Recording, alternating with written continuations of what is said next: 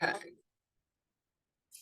Hello and welcome to our channel. This is a weekly chat about what's what.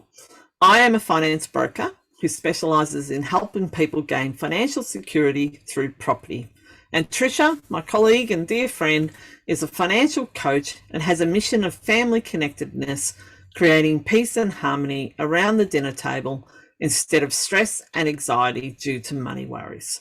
We have been friends for many years and we know how to have a chat. We have opinions on a varying range of topics, which will always come back to family, property, home, gardens, Tricia, not me, sport, me, not Tricia, money and entrepreneurial adventures, and so much more. We would love you to reach out if you have any questions or topics that you would like us to explore. So welcome, Tricia, to our channel.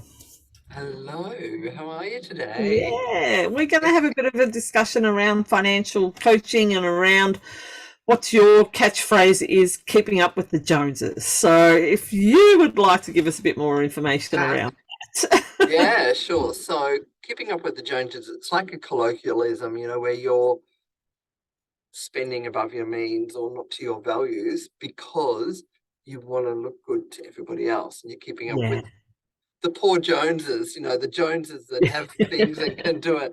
I don't know who they are, but I'm so sorry, but that it wasn't my catchphrase. But yeah, and it's about, are you buying that new car because you want to look good in the neighborhood?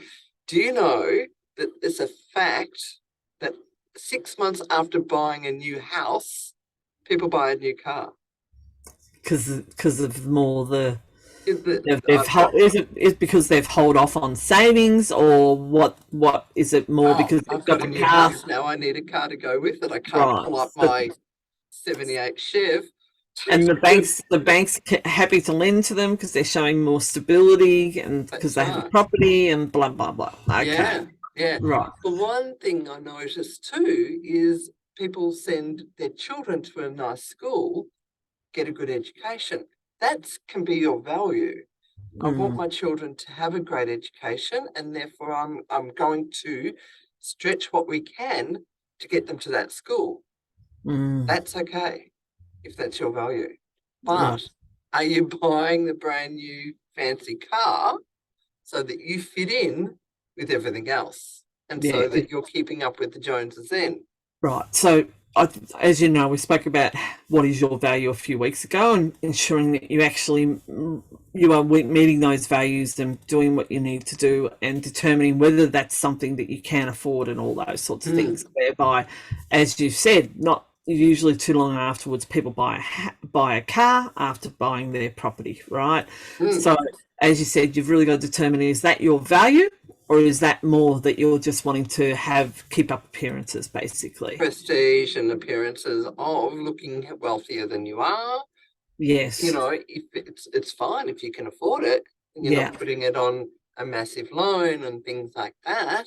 But if you're stretching yourself a little bit too far, is that really beneficial to you and yours and your family and your situation? Like, And it's not just a car.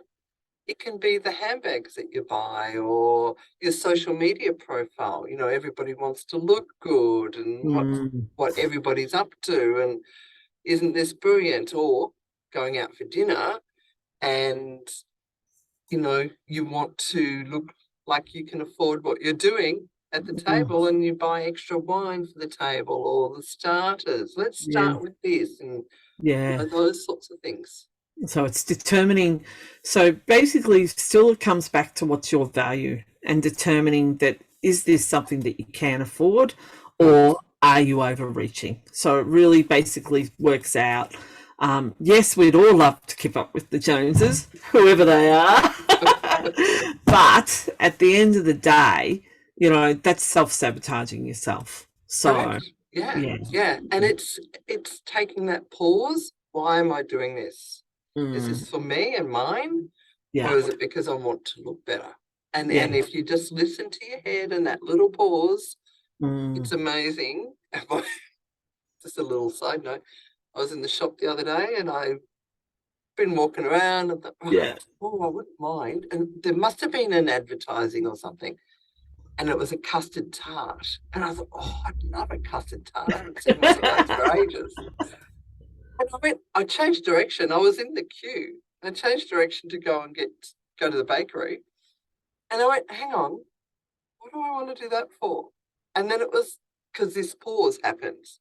And it was like, I really could do with not spending the money.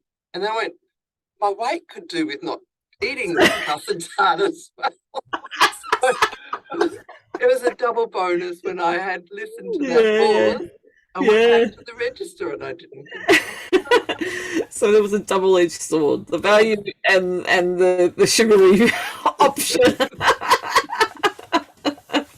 Anyway, that's my little side note for today. So it's basically coming back to determining the value of what you're actually going to spend, and is the buying that car, like understandably everyone will need a car from time to time, but how much are you upgrading that car? You know, is your $80,000 car or will a $30,000 car with all the safety features be adequate?